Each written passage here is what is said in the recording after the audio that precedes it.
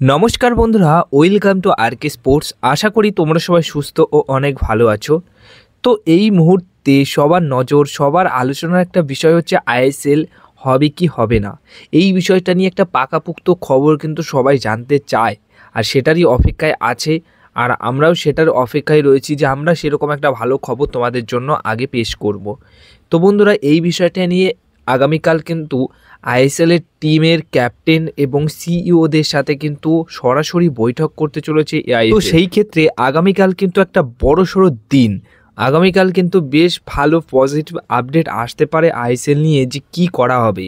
মানে একটা বিকল্প লিগ করার আপডেটও দিয়েছিলাম, তো সেটা নিয়ে কোনো সিদ্ধান্ত নাকি আইএসএলটা নিয়েই অন্য কোনো সিদ্ধান্ত, সেটাও কিন্তু তোমাদেরকে আগামীকাল আমরা ঠিকঠাক করে জানাতে পারবো।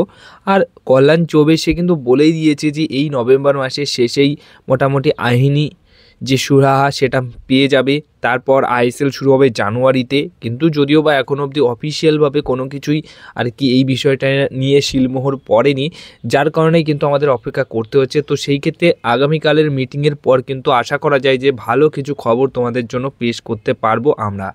নেক্সট আপডেট যেটা শেয়ার করতে চলেছি সেটা হচ্ছে গত 24 ঘন্টার মধ্যে কিন্তু মোহনবাগান দল তারা কিন্তু 7টা নতুন সাইনিং কমপ্লিট করেছে। অনেকে জানো, অনেকে জানো না। তো নতুন সাইনিংগুলো কাদের সই করিয়েছে? অবশ্যই ইয়ং ফুটবলারদেরই সই করিয়েছে মোহনবাগান দল। তো এক এক করে তোমাদেরকে সেই সাইনিংগুলোকে নিয়ে আপডেট শেয়ার করি।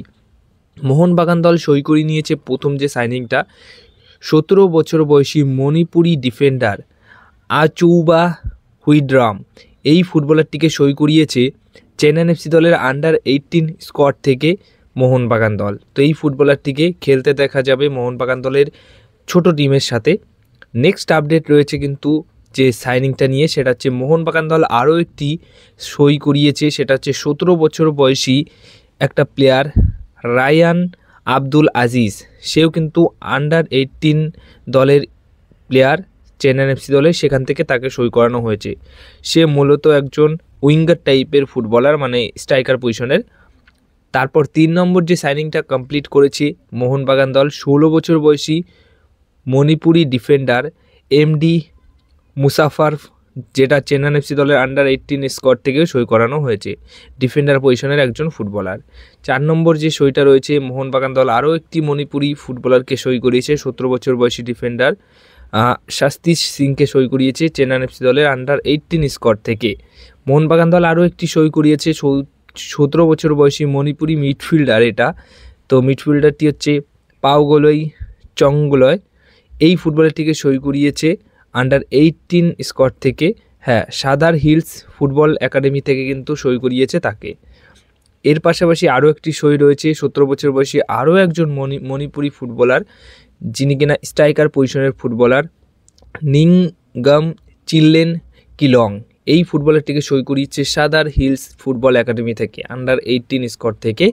তারপর আরও একটি ফুটবলারকে সই করিয়েছে। এই ফুটবলারটি কিন্তু একজন বাঙালি ফুটবলার। মোহনবাগান দল 17 বছর বয়সী সেন্টার ব্যাক পজিশনের প্লেয়ার মোহাম্মদ আজিজ দর্জি, তাকে সই করিয়েছে জিঙ্ক ফুটবল একাডেমি থেকে। যে ফুটবল একাডেমি থেকে কিন্তু এর আগেও ফুটবলার আর কি সই করিয়েছিল আন্ডার 18 স্কোয়াডের ফুটবলার, এই বাঙালি ফুটবলার। তো মোট 7টা নতুন সাইনিং কিন্তু কমপ্লিট করে ফেলেছে, যার মধ্যে মোটামুটি 7টার মধ্যে 6টা মণিপুরি ফুটবলার আর একজন বাঙালি ফুটবলার। এই কটা ফুটবলারের সই কিন্তু কমপ্লিট করেছে মোহনবাগান দল। সবার শেষে যে আপডেটটা শেয়ার করব সেটা হচ্ছে, কিছুদিন আগেই বলেছিলাম যে গ্রেগ স্টুয়ার্টকে এখন অবধি অফিসিয়ালভাবে ছাড়েনি, তো মোহনবাগান দল চাইলে তাকে নিতে পারে। তো সেই বিষয়টা নিয়ে মোহনবাগান দল কিন্তু এক প্রকার ইন্টারেস্টও করেছিল যে গ্রেগ স্টুয়ার্টকে নিয়ে আসার, মানে ফিরিয়ে নিয়ে আসার 6 মাসের জন্য। মানে এই সিজনটা শেষ হয়ে তারপর নয় গ্রেগ স্টুয়ার্টের মতো অন্য কোনো ফুটবলার নিয়ে আসবে, তখন তো ডিমিট্রি পেট্রাস, জেসন কামিন্স থাকবে না আগামী সিজনে, তাদেরকে ছেড়ে দেওয়া হবে। তো এই সিজনটার জন্য কোনো এক ফুটবলারকে বসিয়ে দিয়ে গ্রেগ স্টুয়ার্টকে ফিরিয়ে নিয়ে আসা হোক, এমন একটা বিষয় নিয়ে আমরা আপনাদের আপডেট দিয়েছিলাম। তো এই বিষয়টা নিয়ে তারা কিন্তু চেষ্টা করেছিল, কিন্তু বিষয়টা কি, বিষয়টা হচ্ছে গ্রেগ স্টুয়ার্ট নিজে সে কিন্তু আর ইন্ডিয়াতে ফিরতে রাজি নয়। হ্যাঁ, যার কারণে কিন্তু গ্রেগ স্টুয়ার্টকে হয়তো আর ফেরানো সম্ভব নয়। সে স্কটল্যান্ডেরই ক্লাবে খেলতে চায়, কারণ তার ফ্যামিলির সঙ্গে সে সময় কাটাতে চায়। যেহেতু স্কটল্যান্ড থেকে ইন্ডিয়ার যে ডিস্টেন্স অনেকটাই বেশি, আর প্রফেশনাল ফুটবলারদের সবসময় তো আর কি পাশে থাকে না ফ্যামিলি, ছুটির সময় বা কোনো ভালো সময় আসে ফ্যামিলিরা, তো সব সময় থাকার জন্য মানে একসাথে থাকার জন্য গ্রেগ স্টুয়ার্ট কিন্তু ইন্ডিয়াতে আর ব্যাক করতে চাইছে না। সেই স্কটল্যান্ডের একটি ক্লাবের সাথে যোগাযোগ করছে, বেশ কয়েকটি ক্লাব তাকে দলে নেওয়ার জন্য ইন্টারেস্ট শো করেছে। তারই মধ্যে কিন্তু একটা ক্লাব ভীষণভাবে আগ্রহ প্রকাশ করেছে, যেটা খবর যে তাকে কিন্তু সেই ক্লাব সই করে নিতে পারে। রস কান্ট্রি এফসি দল স্কটিশ চ্যাম্পিয়নশিপের একটা ক্লাব, মানে স্কটিশ লিগের একটি ক্লাব, সেই ক্লাব তাকে সই করানোর জন্য ভীষণভাবে আগ্রহ প্রকাশ করেছে। যেটুকু খবর রয়েছে সব কিছু ঠিকঠাক পথেই এগোচ্ছে এবং খুব তাড়াতাড়ি এই গ্রেগ স্টুয়ার্টকে তারা সই করিয়ে নেবে, এমনটাই কিন্তু খবর হয়েছে। তো সেই ক্ষেত্রে মোহনবাগান দল চাইলেও আর গ্রেগ স্টুয়ার্টকে কিন্তু তোমরা মোহনবাগান দলের জার্সিতে আর দেখতে পারবে না।